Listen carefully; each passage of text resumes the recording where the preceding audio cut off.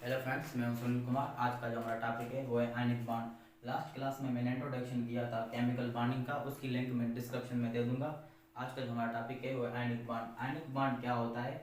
जो दो आयन्स के बीच में फोर्स क्रिएट हो उसको हम क्या बोलते हैं? Ionic bond. जो आयनिक बॉन्ड बनता है वो मेटल और नॉन मेटल के बीच में बनता है। Ionic bond it introduced by W causal in 1916। Ionic bond को किसने इंट्रोड्यूस करवाया था? डब्ल्यू कोजल ने इन 1916 में। और इसकी डेफिनेशन क्या है? The force of attraction that holds two ions together in a compound, such type of force is known as ionic bond. ऐसी फोर्स जो दो आयंस के बीच में क्रिएट हो उसको हम क्या बोलते हैं? Ionic bond. लास्ट क्लास में मैंने पढ़ाया था आयंस क्या होते हैं। आयंस दो टाइप के होते हैं, कैटाइंस और anions. Cations carry positive charge, anions carry negative charge. हम पहले आयंस क्रिएट करेंगे फिर उसका बॉन्ड बनाएंगे। और ionic bond is found by transferring of electrons from one atom to another atom. Ionic bond कैसे बनता है? तब एक एटम से दूसरे एटम में हम इलेक्ट्रॉन ट्रांसफर करें। और it almost form between metal and not metals. ये आयनिक बॉन्ड जो बनता है वो मेटल और नॉन मेटल के बीच में आयनिक बॉन्ड बनता है। और आयनिक बॉन्ड कैसे बनता है मैं आपको बताता हूँ।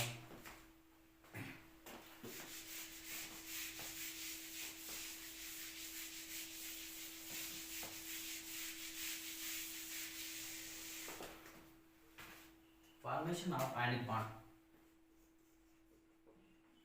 Formation of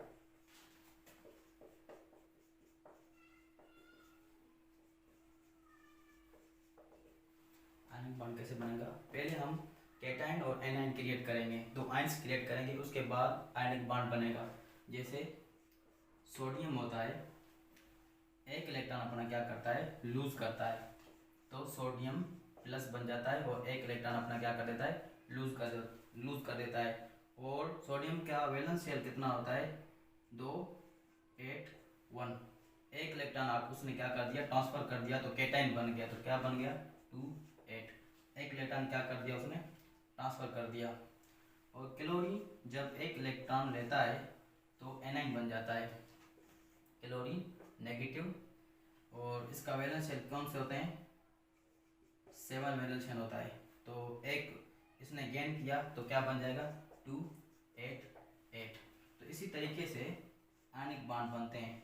पॉजिटिव ये कैटाइन प्लस एनाइन, तो क्या बनेगा? Sodium chloride. इसी तरीके से the force of attraction between two ions such type of force is called ionic bond. तो हमने क्या क्रिएट किया? Ionic bond. जब दो आयंस आपस में बॉन्ड बनाएंगे तो इससे लेटाइस एनर्जी रिलीज होगी। जितनी ज़्यादा लेटाइस एनर्जी रिलीज होगी उतना ही ज़्यादा बॉन्ड मजबूत बनेगा। Lattice energy, lattice energy lattice energy क्या होती है? जब आयनिक बॉन्ड बनते हैं, आयनिक कंपाउंड बनते हैं, तो उसमें से लेटाइस एनर्जी रिलीज होती है। लेटाइस एनर्जी क्या होती है? The amount of energy released when 1 mole of crystalline solid is formed. 1 mole of crystalline solid is formed. That energy is known as lattice energy. जितनी ज़्यादा लेटाइस एनर्जी रिलीज होगी उतना ही ज़्यादा आयनिक कंपाउंड स्ट्रॉन्ग बनेंगे। और lattice energy top to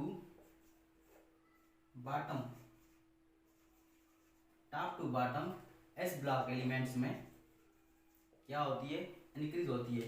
जैसे lithium chloride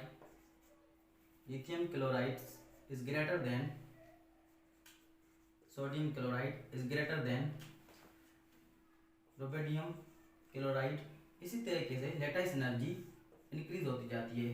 top to bottom s block elements में क्या होती है? लेटाइस एनर्जी इंक्रीज होती है। जैसे sodium chloride as greater than sodium chloride, और सोडियम क्लोराइड की lattice energy is greater than rubidium chloride. इसी तरीके से लेटाइस एनर्जी भी रिलीज होती है।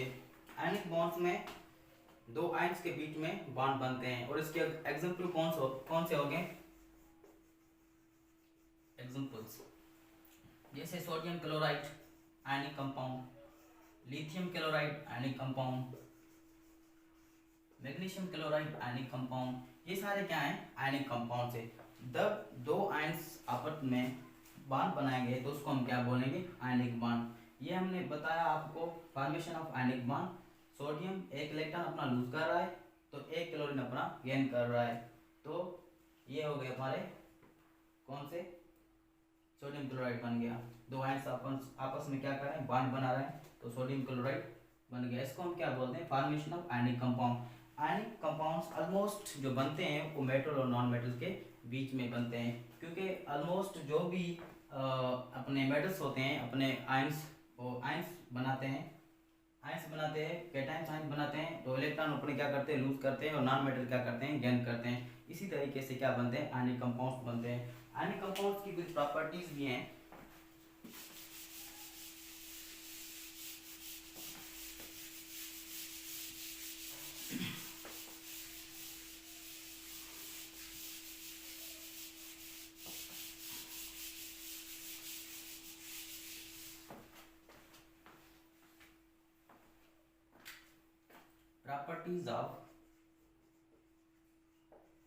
प्रॉपर्टीज ऑफ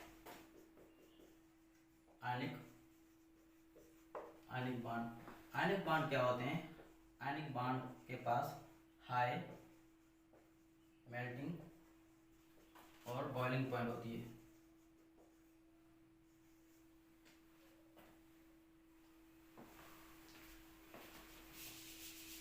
हाई मेल्टिंग और बॉइलिंग पॉइंट होती है।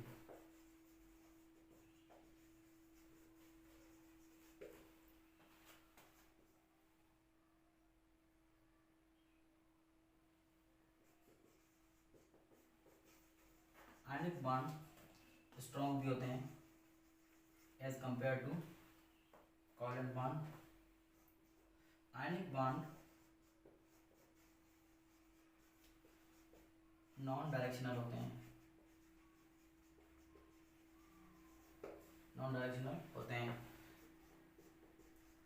Ionic bond is faster than covalent bond।